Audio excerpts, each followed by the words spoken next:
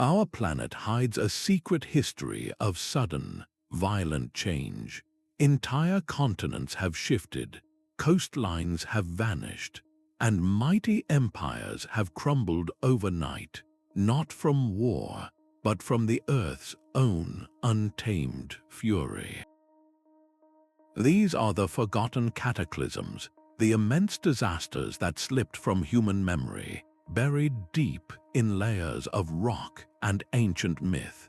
They hold the key to understanding why civilizations rose and fell, and how our world's geography was completely reshaped. By the end of this journey, you will see the story of humanity and our home in a completely new light. We will uncover how volcanic super-eruptions plunged the globe into winter, how mega-tsunamis erased entire cultures from the map, and why a single cosmic impact might have forced our ancestors to invent farming. This exploration reveals a startling truth about our own fragile place in nature's grand design. What forgotten disaster do you believe left the deepest mark on our world? So what separates a simple disaster from a truly forgotten cataclysm? It is not merely a matter of scale, but of memory. A forgotten cataclysm is an event so profound that it breaks the chain of human recollection. Its direct witnesses are gone, their stories silenced by time. The physical records, whether carved in stone or written on parchment, are lost or buried. The event itself becomes a ghost, its immense outline visible only in the faint echoes that linger in our oldest myths and the silent layers of earth beneath our feet. Think of a supervolcanic eruption that chokes the skies for a generation, or a rapid rise in sea level that swallows entire coastal plains where communities once thrived. These are not like the fall of an empire or the outcome of a great conflict, events recorded by the victors and analyzed by historians. These are forces of nature that operate on a timescale so vast it defies easy comprehension. They become part of the landscape itself, their origins blurred over thousands of years. Uncovering them requires a special kind of detective work, one that pieces together clues from ancient pollen, ice core bubbles, and the subtle threads of a story told and retold across countless generations. Recognizing this definition is the first step.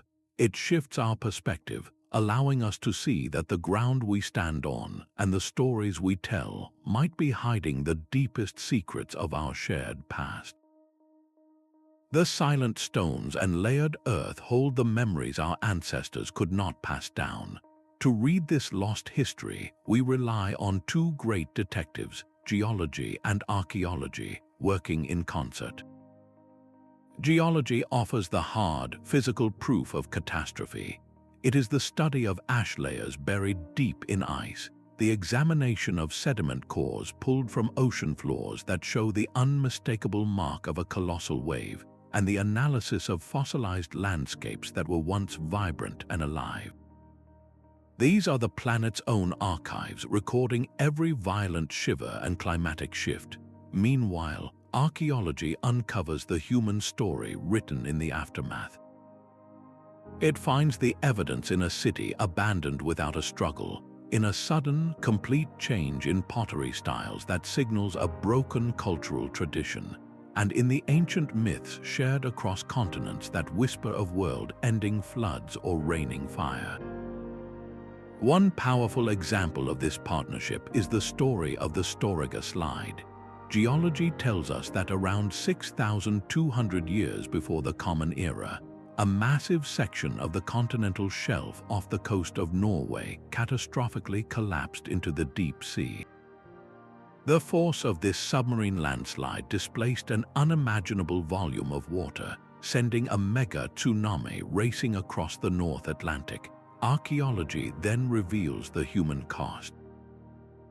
This wall of water did not just crash upon empty shores, it swept over Doggerland, a vast and inhabited plain that once connected Britain to mainland Europe. The communities living there would have faced a sudden, inescapable transformation of their world. By combining the seismic data from the seafloor with the cultural evidence of a land lost beneath the waves, these two fields transform a geological event into a profound human drama.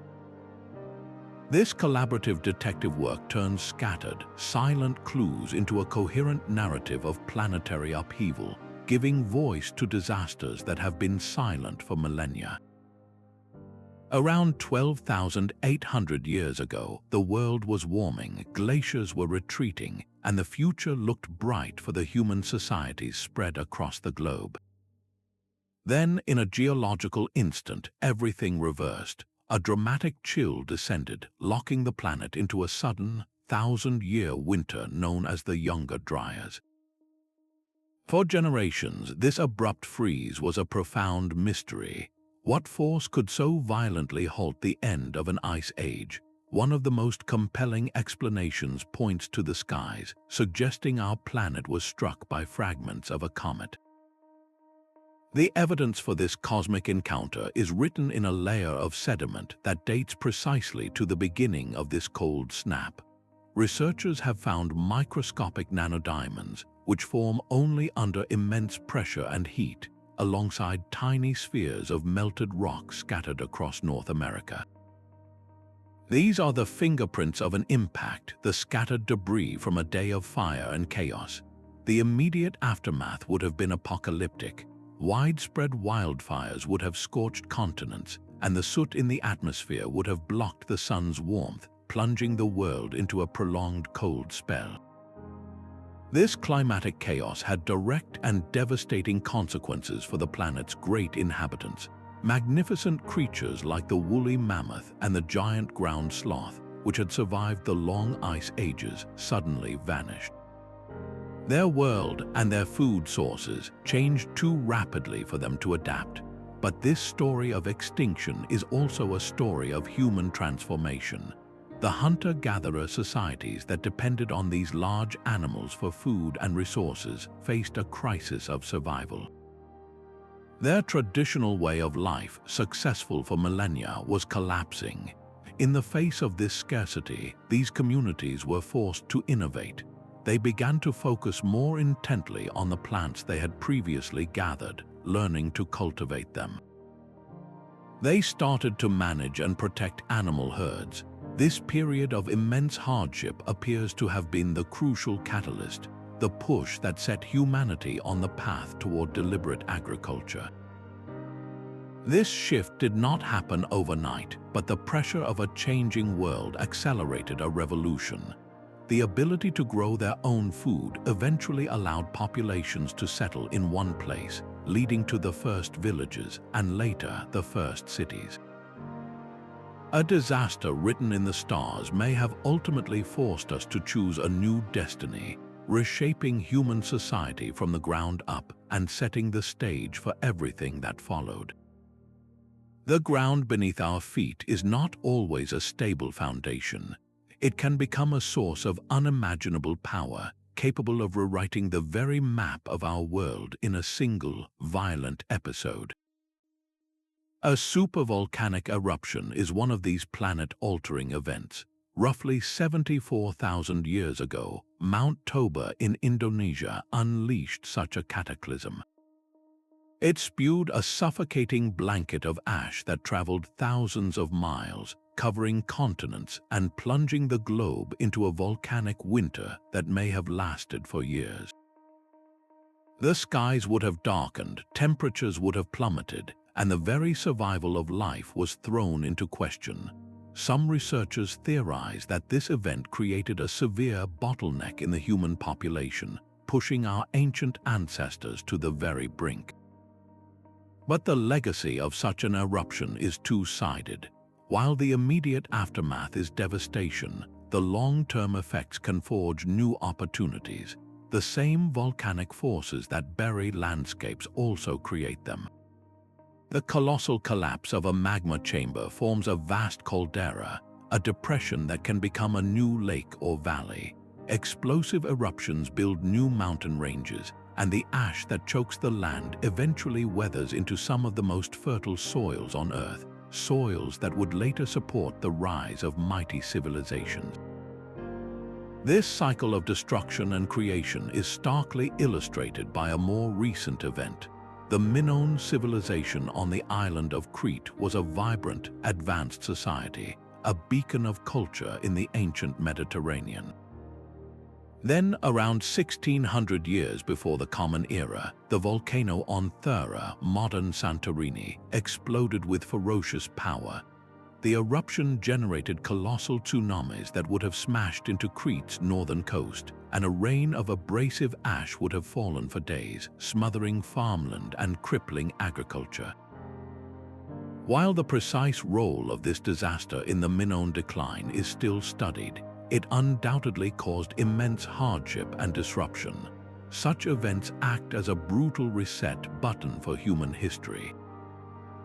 They force adaptation on a massive scale, driving migrations as people flee uninhabitable zones, spurring technological shifts as survivors innovate to meet new challenges, and creating power vacuums that allow new societies to rise from the ashes. The story of civilization is in many ways a story written by the restless geology of our planet. The same tectonic forces that build mountains can also make rivers run backwards. One of the most dramatic examples of this power unfolded not near a familiar fault line, but deep in the heart of the North American continent. Between 1811 and 1812, a series of colossal earthquakes shook the New Madrid region. Their force was so immense that they visibly altered the landscape, causing the mighty Mississippi River to flow in reverse for a brief, terrifying period. The ground itself liquefied, swallowing forests and spewing sand geysers high into the air. When the shaking finally stopped, the land was permanently scarred and reshaped, with a brand new body of water, Reelfoot Lake, filling the depressions left behind. This event demonstrates that even the most stable-seeming ground is part of a restless, living system. Over longer spans of time, this slow-motion dance of continents has far more profound consequences. The steady creep of tectonic plates can push entire coastlines upward, creating new headlands and harbors, or drag them downward, drowning ancient settlements beneath the waves. This process fuels the enduring legend of a lost civilization, Atlantis. While the city itself remains a mystery, its story may be a cultural memory of a very real event, such as the gradual submergence of a coastal community or the catastrophic collapse of a volcanic island like Thera. Each major seismic event is a punctuation mark in the planet's story, a moment where the slow grind of geology becomes suddenly, violently fast. It carves out new terrain and buries the old, constantly redrawing the map and forcing humanity to adapt to a world where the very ground can change in an instant. The ocean holds a power that can erase entire worlds in a single, terrible surge. While ordinary tsunamis are devastating, a mega-tsunami operates on an entirely different scale, born from events of almost unimaginable force. These are not waves, they are moving mountains of water, hundreds of meters high, generated by asteroid impacts or the collapse of entire mountainsides into the sea. The most famous impact in Earth's history, the Chicxulub event 66 million years ago, did more than just end the reign of the dinosaurs. The energy released sent a wall of water racing across the globe, scouring coastlines and reshaping continents in a single day. This was a planetary reset, a wave that rewrote the map of the world, but you do not have to look so far back in time to find evidence of this power. In 1958, a massive earthquake shook loose an enormous rockfall into Alaska's Lituya Bay. The impact generated a wave that reached an almost unbelievable 1,700 feet high, stripping the surrounding slopes of every tree and scraping the land down to bare bedrock. This event, witnessed and survived by a few fortunate fishermen, gives us a small, terrifying glimpse into the mechanics of a true cataclysm. For our ancient ancestors, such events were not geological curiosities, they were existential threats. The Storegga Slide tsunami, which swept away the inhabited plains of Doggerland, was a real-life deluge that permanently separated Britain from Europe. Could similar events in the Indian Ocean, perhaps triggered by underwater landslides or volcanic collapses, be the historical kernel of the great flood myths found in cultures from India to Australia? These stories of a world consumed by water are too widespread and too similar to be mere coincidence. A mega-tsunami does not just flood a coastline and recede. It permanently redefines it, carving new bays, depositing layers of ocean sediment far inland, and rendering ancient homelands uninhabitable for thousands of years. It forces human populations to retreat, to adapt, or to simply vanish from the historical record, leaving behind only the faintest echoes in our oldest stories and the silent, sandy layers buried deep beneath the waves. Beneath the warm, shallow waters of the Java and South China Seas lies the ghost of a continent. During the last great ice age, when so much of the world's water was locked in colossal glaciers, sea levels were dramatically lower, exposing a vast and fertile continental shelf known to scientists as Sundaland. This was not a mere land bridge, but a sprawling plain larger than modern India, connecting the islands of Java, Borneo, and Sumatra to the Southeast Asian mainland. For the early human societies that thrived there, it was a rich and stable world of rivers, forests, and rolling hills. Then the world warmed. Beginning around 14,000 years ago, the great glaciers began their long retreat, releasing torrents of fresh water back into the oceans. The seas did not just rise, they advanced relentlessly and inexorably for thousands of years.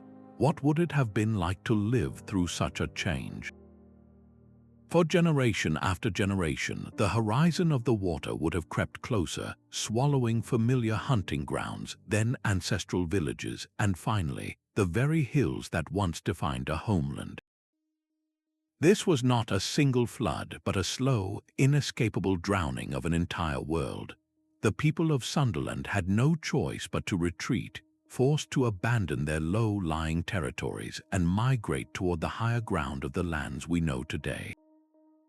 This great dispersal, driven by the rising tide, may have been the catalyst that sent populations radiating outward, seeding the peopling of remote Oceania and potentially even contributing to the human story in the Americas. The loss was more than territorial, it was cultural. The heartlands of their society, their sacred sites and gathering places, vanished forever beneath the waves. This profound, shared experience is thought to be the source of the great deluge myths found in oral traditions across Southeast Asia and the Pacific, stories of a world consumed by water that have been passed down for more than 10,000 years. The silent fate of Sundaland teaches us a powerful lesson about the long arc of climate change. It demonstrates that geography is not permanent, and that a shifting climate can act as a great engine of human migration, scattering populations, and in doing so, catalyzing the rise of entirely new civilizations in distant, untouched lands. The world's greatest desert holds the ghost of a green paradise. Just 5,000 years ago, the Sahara was not a sea of sand but a vast savanna, a landscape teeming with life. Lush grasslands stretched to the horizon, dotted with shimmering lakes and cross-cut by flowing rivers. Herds of animals we now associate with distant Africa, like giraffes and elephants, roamed freely. And this world was home to people, pastoralist communities who left behind a stunning record of their lives etched onto rock walls, depicting the hippos and crocodiles that shared their verdant world. This was the Green Sahara, a reality that feels almost impossible when viewed from the barren dunes of today. The transformation from that thriving ecosystem to the arid expanse we know was not the result of a sudden disaster, but a slow, inexorable change in the planet's climate. A subtle shift in Earth's orbit gradually reduced the monsoon rains that sustained the region. Over generations, the lakes shrank, the rivers faded, and the grasslands gave way to the relentless advance of sand. This was a cataclysm in slow motion, one that unfolded over centuries, yet its impact was just as profound as any earthquake or volcanic eruption. The people who had called this green world home faced a heartbreaking choice: stay and watch their world wither, or leave everything they knew behind. This great exodus from the drying heart of North Africa pushed populations toward the one permanent source of water they could rely on: the Nile River Valley. The arrival of these displaced peoples, with their knowledge and their resilience, injected new life into the communities along the river. They brought skills honed in a challenging environment and a desperate need to organize and innovate in a crowded, fertile corridor. This convergence of people and necessity along the Nile is now seen by many scholars as a crucial catalyst for the emergence of one of history's most iconic civilizations, ancient Egypt. The Sahara story is a powerful lesson in the deep, slow-moving forces that shape human destiny. A changing climate did not just alter a landscape, it redirected the flow of human history, pushing societies from the heart of a dying continent toward its life-giving edges, where they would eventually build wonders that would endure for millennia. These ancient stories of a world reborn through water echo across every continent. The Great Flood in the Epic of Gilgamesh, the familiar tale of Noah's Ark, and the Greek legend of Deucalion all share a striking core narrative: a global deluge sent to cleanse the earth. For a long time, these were seen as purely symbolic, powerful metaphors for rebirth and divine judgment. But what if they are also something more? A fragmented and amplified memory of a real event that our ancestors actually lived through. Science is now beginning to suggest that these myths hold a kernel of geological truth, a shared trauma passed down for thousands of years. One of the most compelling pieces of evidence comes from the Black Sea. Researchers have found a layer of freshwater mollusk shells buried beneath marine sediments, a clear sign that this body of water was once a much smaller freshwater lake. The theory suggests that as the glaciers melted and global sea levels rose, the Mediterranean Sea eventually broke through the natural land bridge at the Bosporus. What followed was not a gentle trickle, but a cataclysmic influx of salt water, a torrent of biblical proportions that would have roared over the land, dramatically raising the lake's level and flooding the surrounding coastal plains for months or even years. Any farming communities living along those fertile, low-lying shores would have witnessed an incomprehensible disaster, a wall of water that permanently swallowed their world. This single, regionally catastrophic event around 5,600 years before the Common Era could have seared itself into the collective memory of the survivors. As their descendants migrated and their stories spread, the details would have shifted and merged with local beliefs, but the central, terrifying image of a world-ending flood remained. These myths, then, are not just fanciful tales. They are the original historical records, encoded in oral tradition long before the invention of writing. They serve as a profound cross-cultural caution, reminding every generation of the awesome power of the natural world and the fragility of human civilization when the planet itself decides to change the map. The island of Thera did not simply erupt, it disintegrated. Around 1600 years before the Common Era, this vibrant volcanic island in the Aegean Sea unleashed one of the most violent geological events in human history. The cataclysm was so immense that the center of the island collapsed into a void, creating the vast caldera that today defines the beautiful cliffs of Santorini.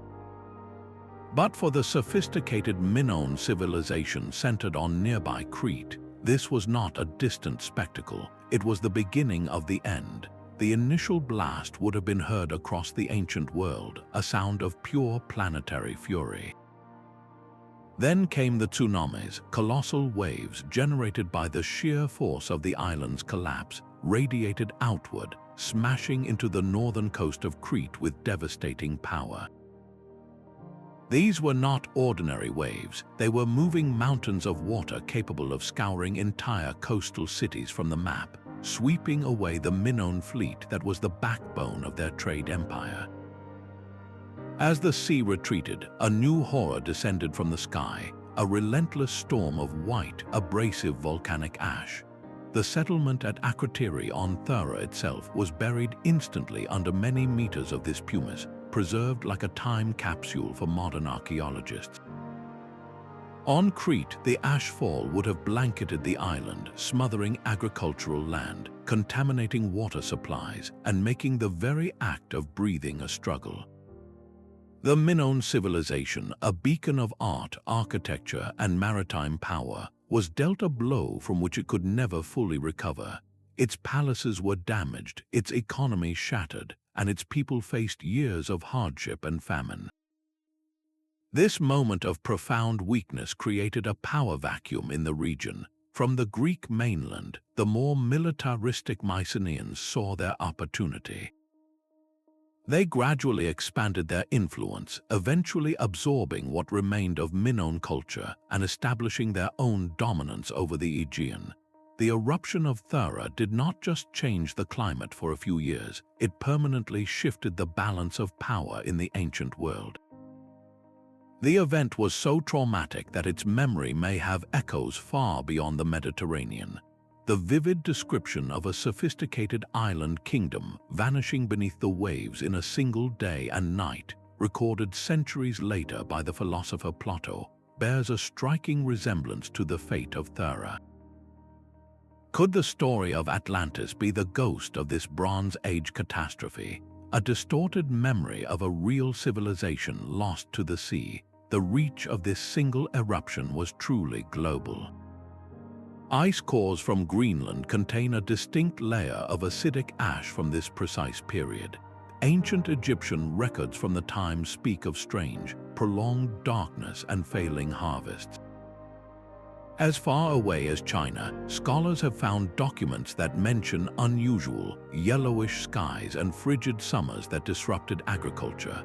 A single geological event on a small island in the Mediterranean sent ripples across the entire planet, altering climates, toppling a great civilization, and seeding a legend that would captivate humanity for millennia. It is a stark reminder of how interconnected our world has always been, and how fragile our societies can be in the face of the Earth's immense power. The cosmos holds a power that can reach across the void and touch our world in an instant. While the Chicxulub impact that ended the age of dinosaurs is well known, smaller but still devastating cosmic collisions have occurred within the span of human memory. In 1908, a remote part of Siberia near the Tunguska River became the epicenter of such an event. An object, likely a stony asteroid, entered the atmosphere and exploded before it could hit the ground. The resulting airburst released energy equivalent to a large nuclear bomb, flattening over 2,000 square kilometers of ancient forest. Trees were felled in a radial pattern, pointing away from the blast center like spokes on a wheel. If this had happened over a populated city, the consequences would have been unthinkable. This was not an event from the distant past. It was a stark reminder that the solar system is a busy and sometimes dangerous neighborhood. Even smaller impacts have left their mark. Around 1,500 years before the Common Era, a meteorite broke apart in the atmosphere and rained down on what is now the island of Saaremaa in Estonia, creating the Kali crater field. The largest of these craters, over 300 feet wide, became a deep lake that held great spiritual significance for centuries. The local folklore that grew around this site tells of a sun chariot crashing to Earth, a story that may be a direct cultural memory of the brilliant fireball and thunderous impact witnessed by the people living there. Such an event would have been terrifying, likely interpreted as a message from the gods, and could have influenced local settlement patterns or ceremonial practices for generations. Every cosmic collision is a geological and biological event. The intense heat and pressure of an impact can forge new minerals and instantly alter the landscape, creating a crater that might later fill with water to become a lake or a basin where fertile soil accumulates. The energy released can inject vast amounts of dust and aerosols high into the atmosphere, potentially shading the planet and causing temporary, yet severe, climate anomalies that lead to cold summers and failed harvests. By studying these craters and the myths that surround them, we see a profound pattern. A random event from the depths of space can redirect the course of evolution, shape the beliefs of a culture, and determine where human communities choose to settle or to avoid.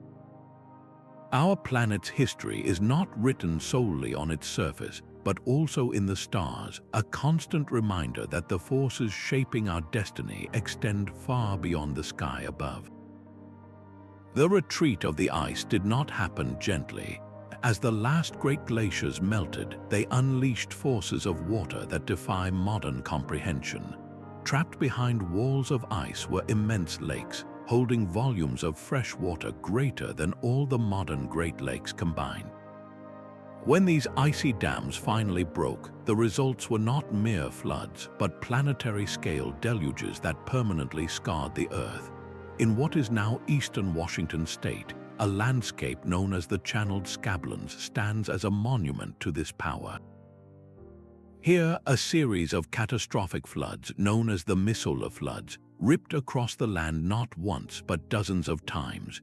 Try to picture a wall of water 1,000 feet high, moving at 60 miles per hour, tearing across hundreds of miles of bedrock. This churning, sediment-laden torrent carved deep canyons, sculpted immense potholes, and left behind giant ripple marks that are still visible from the air today. This was not a river overflowing its banks, it was a continental plumbing system exploding. An even more ancient event reshaped an entire sea. 5.3 million years ago, the Mediterranean basin was mostly a dry, salty desert, cut off from the Atlantic Ocean. Then the natural dam at the Strait of Gibraltar gave way. The Atlantic Ocean poured through this breach in a cataclysm known as the Zanclean Flood. This was not a gradual filling, but a raging inundation that may have lasted for up to 2 years, creating a waterfall that was 1,000 times larger than Niagara Falls. The roar of this event would have been audible for thousands of miles as it refilled the vast Mediterranean Sea, forever altering the climate and biology of southern Europe and North Africa. These great floods were more than just geological events, they were drivers of life itself. The immense power that carved the Scablands also deposited rich soils across the Pacific Northwest, creating the fertile grounds that would later support ecosystems and human agriculture. The refilling of the Mediterranean established new coastlines and marine environments, setting the stage for the rise of maritime civilizations.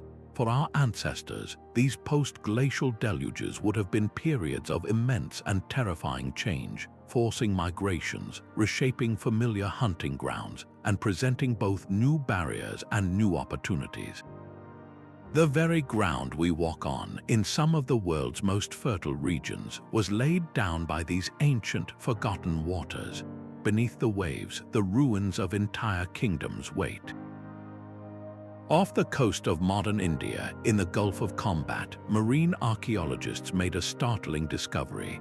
Sonar imaging revealed the outlines of massive structures, geometric formations of stone that could only be the work of human hands, now lying under 120 feet of water.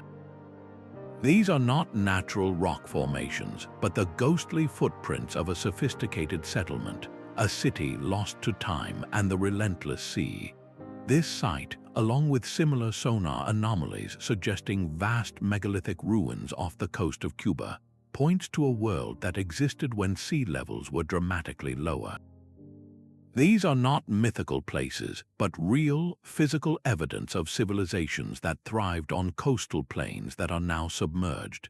The process that claimed them was often a slow drowning, as the last ice age ended and meltwater filled the ocean basins over thousands of years. In other cases, the end was swift, triggered by tectonic subsidence where the very ground these cities were built upon suddenly sank. The water did not just cover the land, it preserved a moment in time. The silt and saltwater create an anaerobic environment, a place without oxygen that halts decay. Within these submerged ruins, wood, tools, and even the seeds of ancient plants can survive for millennia, offering a snapshot of a society frozen at the very moment of its disappearance. One of the most powerful connections between myth and archaeology lies off the western coast of India, at the ancient city of Dwarka. For centuries, Hindu texts have spoken of a glorious, fortified city built by the deity Krishna, a place of immense wealth and splendor that was ultimately consumed by the ocean after its founder's passing. For a long time, this was considered a beautiful allegory. Then, underwater excavations began to uncover something extraordinary. Divers found submerged walls, stone anchors for ships, and artifacts that date back thousands of years. The archaeological evidence does not prove the mythological stories literally, but it reveals something perhaps more profound, that the legend of Dwarka is rooted in a genuine historical catastrophe. A real, powerful coastal city did indeed vanish beneath the waves, and the memory of that traumatic loss was woven into the cultural and spiritual identity of a people, passed down through generations until it became legend. Exploring these sunken cities forces us to confront a humbling truth about geologic time. The pyramids of Egypt or the Great Walls of China feel eternal to us, yet the ruins of Dwarka and the structures in the Gulf of Combat were once just as mighty. They were centers of commerce, religion, and daily life, places where people loved, worked, and believed their world would last forever. Their fate demonstrates that no human achievement, no matter how grand, is permanent when faced with the slow, inexorable forces of our planet. These silent, underwater museums hold the stories of societies we have only just begun to remember, reminding us that the map of human history is far older and far more fluid than we ever knew. The ground we walk on has always been a stage for an immense drama of survival and adaptation. Catastrophic events have consistently served as the great engines of human migration, pushing populations across continents and at times narrowing the river of human genetic diversity to a mere trickle.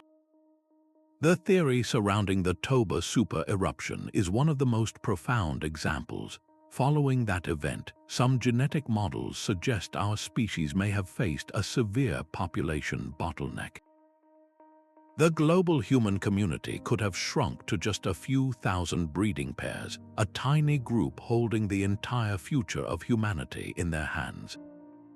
This near-extinction event would have left a distinct signature in our DNA, a reduction in genetic variation that researchers can still trace today. It is a humbling reminder of how close we came to vanishing entirely, and how a handful of resilient survivors became the ancestors of every person alive now. This pattern of push and adaptation repeats across the millennia.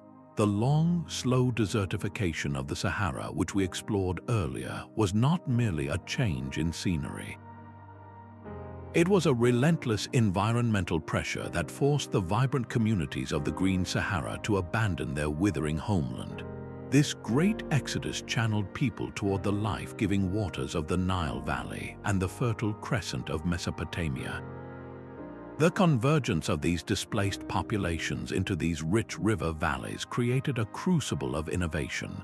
With more people and new challenges, the old ways of life were no longer sufficient.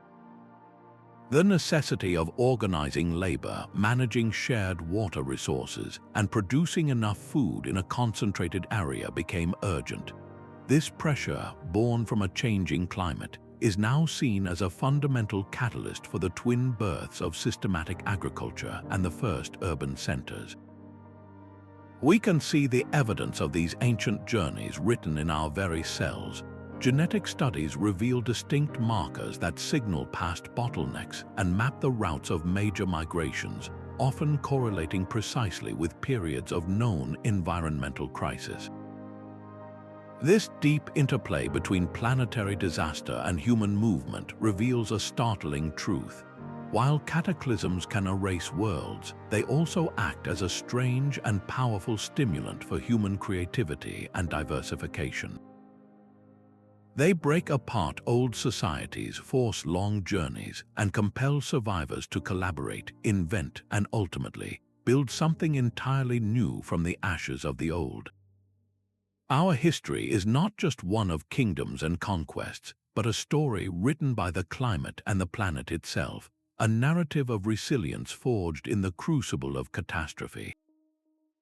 History often credits invaders and internal strife for the fall of great empires, but sometimes the true culprit is a silent, invisible shift in the sky. The vibrant, interconnected world of the late Bronze Age, with its grand palaces and far-reaching trade routes linking the Hittites, Mycenaeans, and Egyptians, did not simply decay from within. It shattered within a single generation around 1,200 years before the Common Era.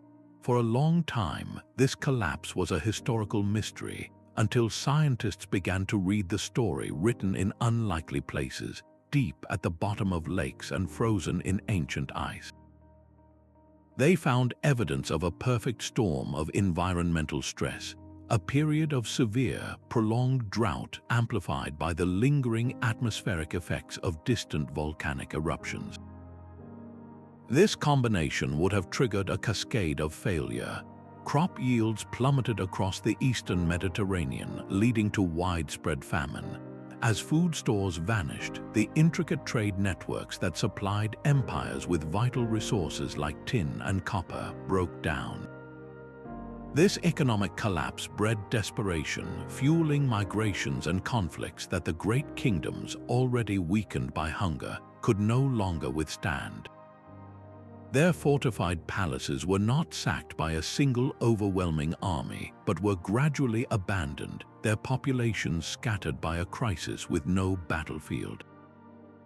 A similar story unfolded more than 2,000 years later, far across the Atlantic. The Maya civilization of Central America reached astonishing heights in mathematics and astronomy, building vast cities deep in the rainforest. Then, in the 9th century of the Common Era, their great ceremonial centers fell silent. The stone monuments, which had recorded the deeds of kings for centuries, suddenly stopped. Here, the evidence lies in the mud. Sediment cores pulled from lake beds reveal layers of gypsum, a mineral that concentrates in water during periods of intense evaporation. These layers tell a story of relentless mega-droughts that stretched on for decades. The sophisticated Maya water management systems, designed to capture seasonal rains, were no match for a climate that had fundamentally shifted. The result was a catastrophic food and water shortage that dissolved the social contract between the ruling class and the people, leading to the abandonment of magnificent cities to the encroaching jungle. These parallel collapses, separated by continents and millennia, reveal a profound and humbling pattern. They demonstrate that the most sophisticated administrative systems and military fortifications offer little defense against a changing climate. The weather does not siege city gates, it undermines the very foundation of a society. its ability to feed its people. By correlating the paleoclimate data with the archaeological record, we see these forgotten cataclysms of drought and cooling for what they truly were: silent assassins that patiently waited for the right moment to topple giants. The seabed itself can collapse without warning. Off the coast of Norway, around 6,200 years before the Common Era, the continental shelf gave way in a series of colossal events known as the Storegga Slide. An immense slab of sediment, thousands of cubic kilometers in volume, broke free and plunged into the deep abyss of the Norwegian Sea. The energy released by this submarine avalanche was staggering, displacing a volume of water so vast it generated a mega-tsunami that radiated out across the North Atlantic. This was not a wave that simply crashed upon a shore. It was a moving wall of ocean that raced into the relatively shallow basin of the North Sea, amplifying its height and power as it surged inland. For the people living on the vast, low-lying plains of Doggerland, a landmass that then connected Britain to the European continent, this was a world-ending event. The wave would have scoured their coastal settlements, transforming familiar forests and river valleys into a churning, saltwater grave in a matter of hours. This single cataclysm likely finished a process that rising sea levels had already begun, delivering the final, decisive blow that completely submerged this Mesolithic heartland beneath the waves. The human consequence was a forced and final migration. The communities that had thrived for generations on this fertile plain had no choice but to abandon their homes, retreating to the higher grounds of what we now call Britain and the coastlines of Scandinavia.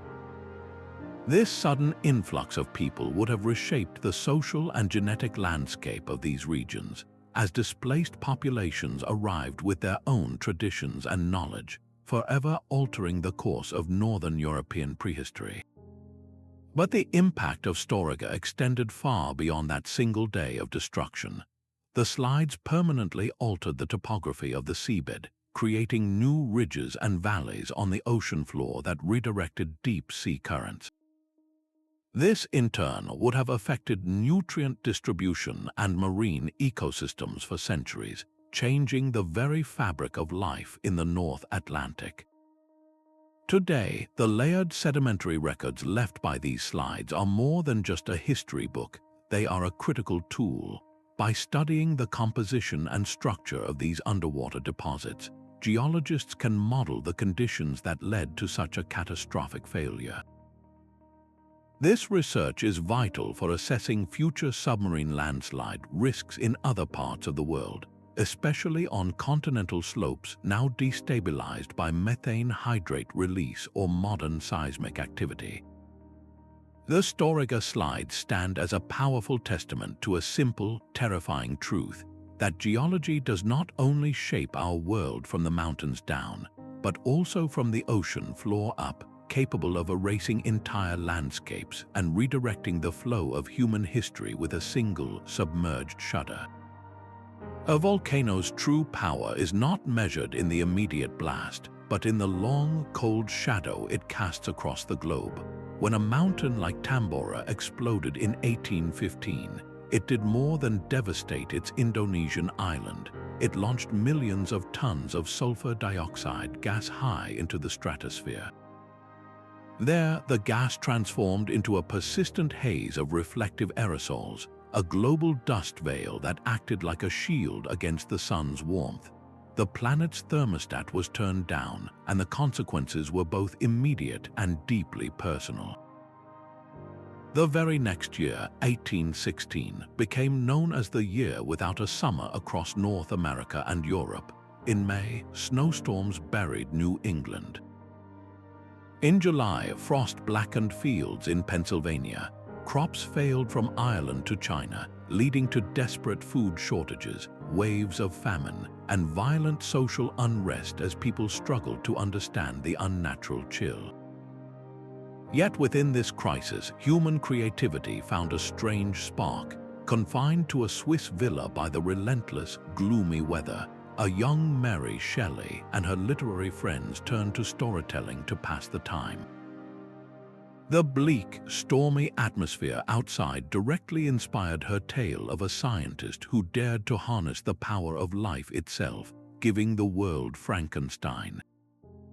This single eruption, half a world away, had simultaneously triggered hunger riots and birthed a cornerstone of modern science fiction. But the impact of such dust veils stretches back much further.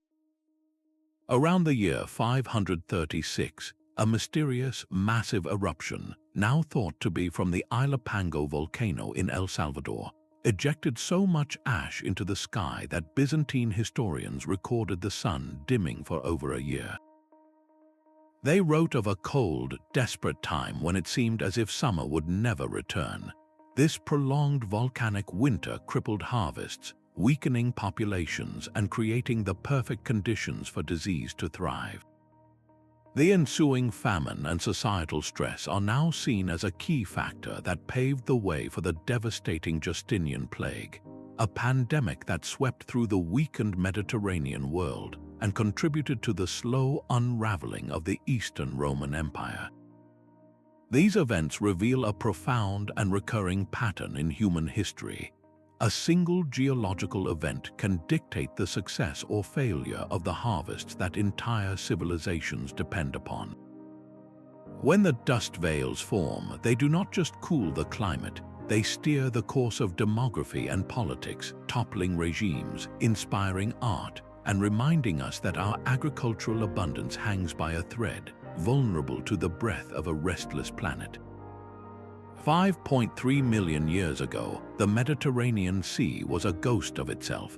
Tectonic forces had sealed the Strait of Gibraltar, slowly turning this great body of water into a vast, sun-baked desert of salt, a silent basin lying thousands of feet below the level of the world's oceans. Then the dam broke. The Atlantic Ocean, held back for so long, found a weakness in the natural barrier and began to pour through. This was not a gentle filling but a cataclysm of unimaginable force, an event now known as the Zanclean Flood. The breach quickly widened, unleashing a torrent that would have dwarfed every waterfall on Earth combined. For up to 2 years, a continuous roar would have echoed across the region as the Atlantic refilled the entire Mediterranean basin, carving a canyon deeper than the Grand Canyon along its path. In a geological instant, a dead landscape was reborn as a vibrant sea. The geographic implications were immediate and profound. Coastlines that had stretched for hundreds of miles inland were suddenly drowned, forcing any life that had adapted to the harsh, salty plains into rapid retreat or extinction. New islands were created as former highlands were isolated by the rising waters, while former peaks became submerged seamounts. The reconnection of the Atlantic and Mediterranean re-established a vital marine highway, allowing species that had been separated for hundreds of thousands of years to mingle once more. A sudden and dramatic exchange of life that reshaped the biological destiny of the entire region. This single event did more than just fill a basin. It forged the familiar geography of southern Europe and North Africa, setting the stage for the climate patterns and coastal environments that would later nurture the rise of human civilizations. The Zanclean Flood stands as a monumental lesson in the power of water to redraw the map of the world, proving that even the greatest of seas can be born from a single, catastrophic breach. A drought that lasts for decades is a different kind of disaster, one that arrives not with a roar but with a creeping, relentless silence. These are the Mega-Droughts, periods of profound aridity that can stretch on for a generation or more, fundamentally reshaping the land and testing the limits of human ingenuity. We can read the history of these great dry spells in the archives of nature, in the narrow, stressed rings of ancient trees and the chemical signatures locked in lakebed sediments. One of the most pivotal of these events occurred around 4,200 years before the Common Era. a climatic crisis so severe it left a scar across the entire globe. In Egypt, the life-giving Nile experienced a dramatic and sustained drop in its annual flood. For a civilization built entirely on the river's predictable bounty, this was a catastrophe. The crops that fed the populace failed, and the central authority of the pharaoh, who was believed to control the Nile, was thrown into question. The result was the collapse of the Old Kingdom, a golden age that dissolved into political fragmentation and hardship. At the very same time, far to the northeast, the mighty Akkadian Empire in Mesopotamia faced a similar fate. Their cuneiform tablets speak not of invading armies, but of dust, salt choking the fields, and a desperate hunger that drove people from their cities. This was not a simple war for power, but a societal unraveling triggered by a sky that refused to rain. A similar story of endurance and eventual retreat unfolded centuries later in the American Southwest. The ancestral Puebloan people had built breathtaking, intricate communities into the cliffs of places like Mesa Verde. They were masters of their environment, crafting sophisticated water catchment systems to survive in an arid land. But when a mega-drought settled over the region in the 13th century, lasting for not just years but for decades, even their advanced knowledge met its match. The springs and seeps they relied upon slowly dried up, and the delicate balance of their society was broken. The difficult decision was made to abandon these magnificent stone cities, leaving them as silent monuments to a way of life that could no longer be sustained. What do these stories, separated by continents and millennia, have in common? They reveal a critical pattern in the human story. Faced with such prolonged environmental stress, societies are pushed to a crossroads. They must either innovate, developing revolutionary new methods for conserving and managing water, or they must make the heart-wrenching choice to disperse, to migrate in search of new beginnings. The layers of dust in an abandoned city or the faint traces of an ancient irrigation canal are not just archaeological clues, they are testaments to a profound resilience, a record of humanity's endless negotiation with a planet whose climate is never truly still. The slowest and most powerful of all cataclysms is the relentless grinding of continents. Tectonic uplift, the process that raises mountains grain by grain over millions of years, does more than just create breathtaking landscapes. It actively designs the planet's climate systems. The Himalayas, still rising today, act as a colossal wall in the atmosphere.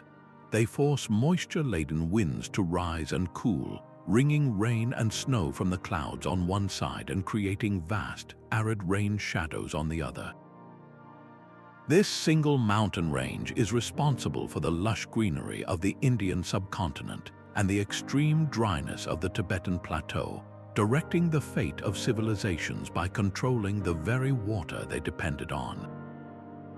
While some lands rise, others inevitably sink.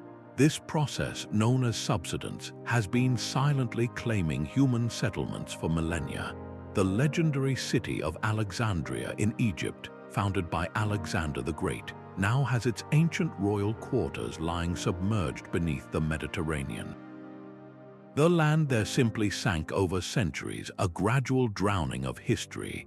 In Venice, the battle against the water is a constant one, exacerbated not just by global sea level rise, but by the city's own slow descent into the sediments of its lagoon. These are not sudden disasters, but insidious ones, unfolding so slowly that each generation barely notices the change until the water is at the door. Perhaps the most profound example of uplift's power occurred around 3 million years ago with the final emergence of the Isthmus of Panama. This new land bridge between North and South America rerouted ocean currents entirely. It shut down the flow of warm water between the Atlantic and Pacific, forcing the Gulf Stream to strengthen and carry tropical heat toward northern Europe, moderating its climate. At the same time, it created a highway for life, allowing species from two long-separated continents to meet and mingle in an event known as the Great American Interchange. These slow-motion cataclysms, from the building of mountains to the sinking of coasts, are a constant, humbling reminder. The ground we perceive as solid and permanent is anything but. It is a dynamic, living skin, continually redrawing the boundaries of our world and quietly rewriting the rules for every species that calls it home. Geological detective work often begins with a single, curious clue. For geologists William Ryan and Walter Pittman, that clue was a submerged shoreline. While exploring the floor of the Black Sea, they discovered an ancient coastline hundreds of feet below the surface, a clear sign that this body of water was once dramatically smaller and shallower. Their investigation led to a bold hypothesis that around 5,600 years before the Common Era, the Black Sea was not a sea at all, but a vast freshwater lake lying far below the level of the world's oceans. As the great glaciers melted, the rising Mediterranean Sea finally found a weakness in the natural land dam at the Bosporus Strait. What happened next was not a gentle trickle, but a cataclysmic breach. The saltwater of the Mediterranean would have poured through this gap with unimaginable force, creating a waterfall that dwarfed all of humanity's modern constructions combined. This relentless torrent is thought to have raised the level of the Black Sea by several hundred feet in a matter of months, perhaps even weeks, flooding an area the size of Costa Rica and dramatically transforming its salinity forever. The evidence for this event is etched into the seabed. Core samples pulled from the depths contain layers of freshwater mollusk shells, the remains of creatures that once thrived in a calm lake, now buried beneath marine sediments that mark the sudden arrival of the saltwater invasion. This was a regional cataclysm of the highest order, a true deluge for the people living along those fertile, low-lying shores. For the Neolithic farming communities settled there, it would have been a terrifying and inexplicable disaster. Their homes, their fields, and their entire world were being swallowed by an unstoppable wall of water. This single event may have triggered a mass exodus, a desperate flight of people carrying their knowledge, their seeds, and their stories inland. This wave of migration could explain the rapid spread of farming techniques into the heart of Europe, as displaced populations sought new lands to cultivate. The cultural impact of such a trauma would have been profound and lasting. The vivid, terrifying memory of a world consumed by water, passed down through countless generations, could very well be the historical seed from which the great flood myths of the Near East eventually grew.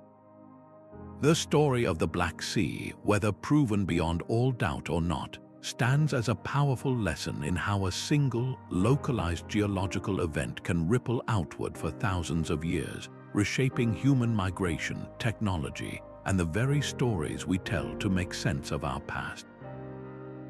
The disappearance of the great mammoths and saber-toothed cats was more than a simple change in the wildlife. It was a fundamental unraveling of the world as humanity knew it. For thousands of years, these immense creatures had been central to survival, providing not just food but also materials for tools, shelter, and clothing. Their sudden absence created a void that echoed across entire continents. While human hunting certainly contributed to their decline, they were simultaneously being squeezed by a rapidly transforming climate. The end of the Ice Age brought warmer temperatures, different rainfall patterns, and entirely new types of vegetation, shrinking the specialized habitats these giants required. The abrupt cold snap of the Younger Dryas period, a potential cataclysm in its own right, delivered a final, devastating blow to populations already under immense stress. The extinction was not merely a loss of species, it was a complete rewiring of the planet's ecosystems. Imagine the vast, open grasslands of the north. For millennia, herds of mammoths and other large herbivores had acted as natural landscapers, trampling seedlings, fertilizing the soil, and preventing forests from encroaching. With these living bulldozers gone, the trees moved in. The open plains gradually gave way to dense woodlands, which in turn created new habitats for some animals and destroyed them for others. The very landscape itself was being redesigned, forcing every living thing, including humans, to adapt to a new reality. For the hunter-gatherer societies that depended on these animals, this was a crisis of survival. The most reliable and substantial food sources were vanishing. This pressure forced a profound shift in strategy. Instead of focusing solely on the hunt, communities began to invest more heavily in what they could gather and, crucially, what they could cultivate. They started to manage wild plants, protect them, and slowly, through generations of experimentation, learn to grow them deliberately. This transition toward agriculture did not happen overnight, but the loss of the megafauna was a powerful catalyst. It pushed human ingenuity in a new direction, away from a nomadic life following great herds and toward a settled existence rooted in the land. The need to secure food in a changed world ultimately set the stage for the first permanent villages and the birth of civilization as we know it.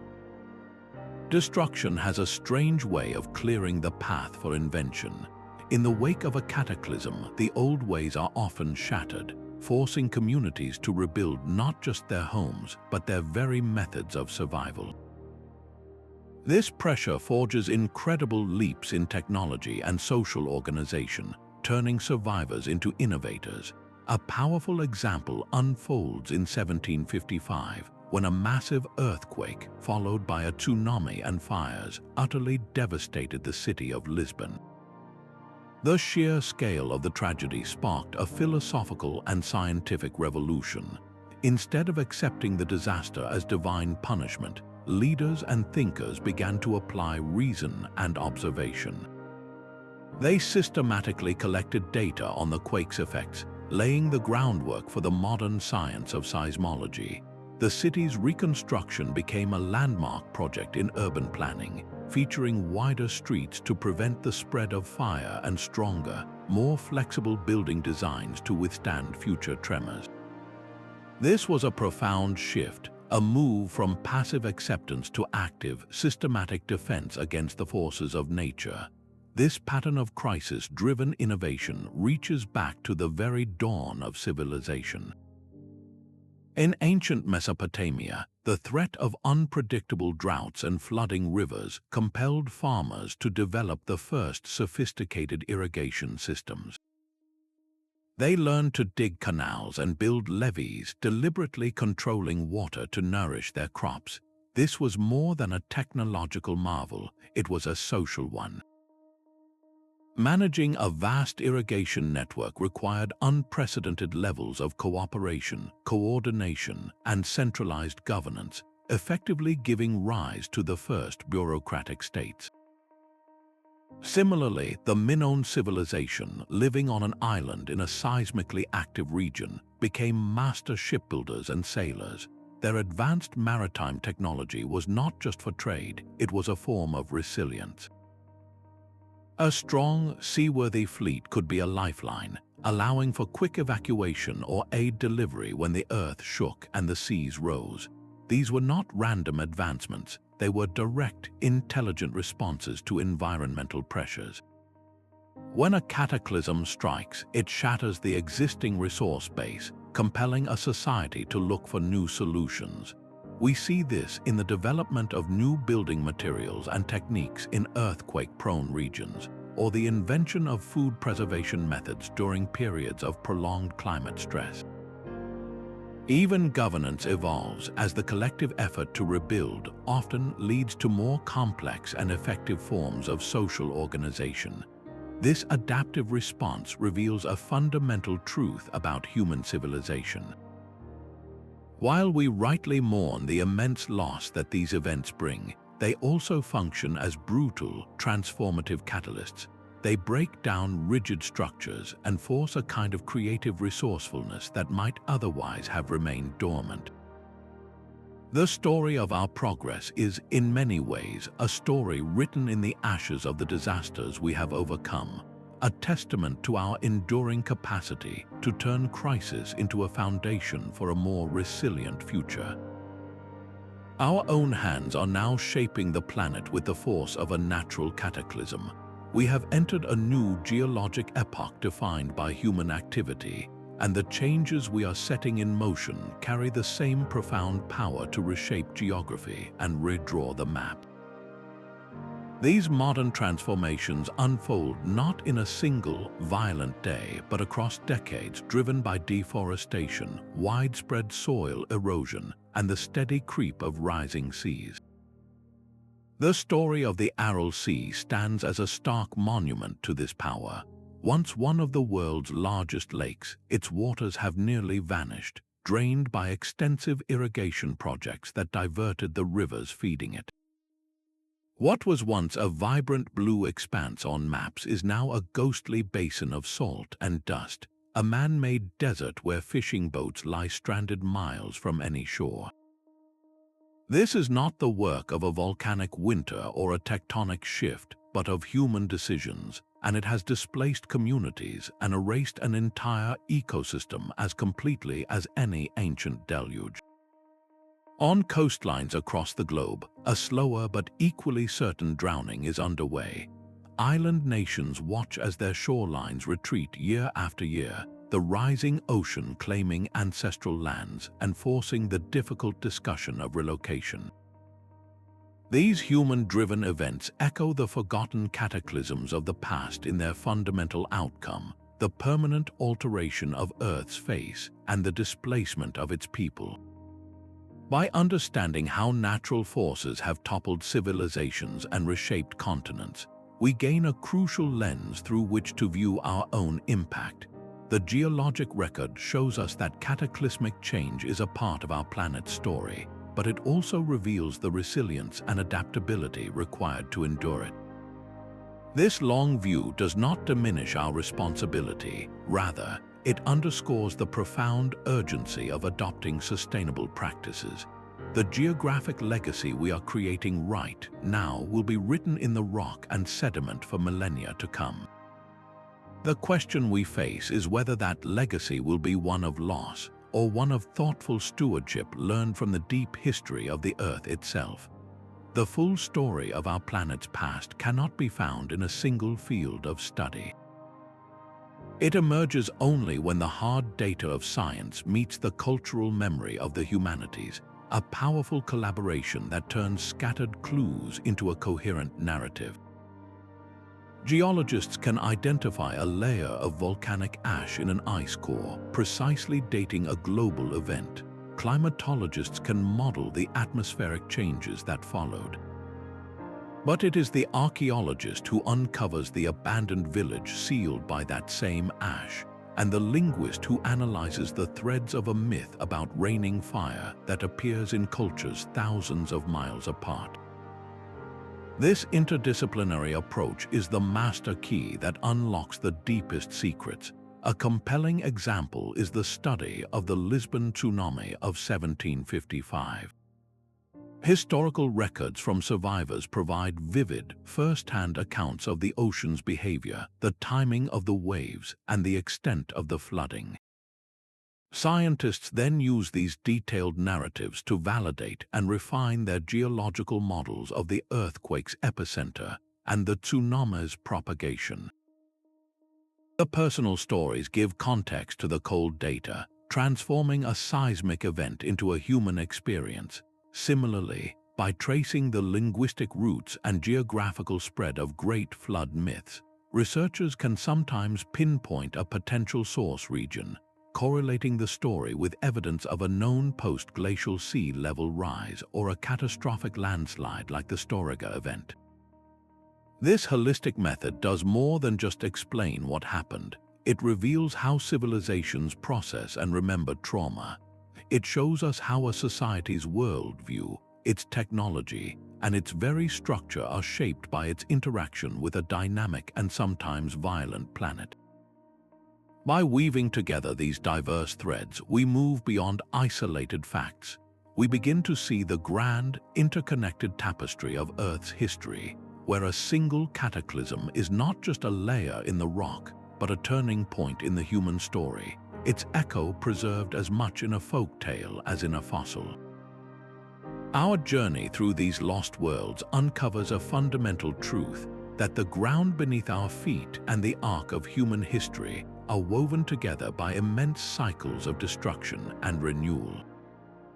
Every submerged coastline and every layer of volcanic ash tells a story of a world constantly remaking itself, where civilizations are both the beneficiaries and the casualties of the planet's untamed energy.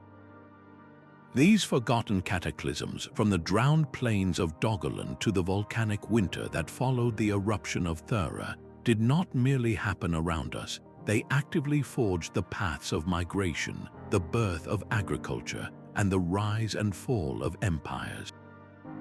The myths that have endured for thousands of years and the silent sediments at the bottom of the sea are not separate clues, but different pages from the same lost chronicle of our world.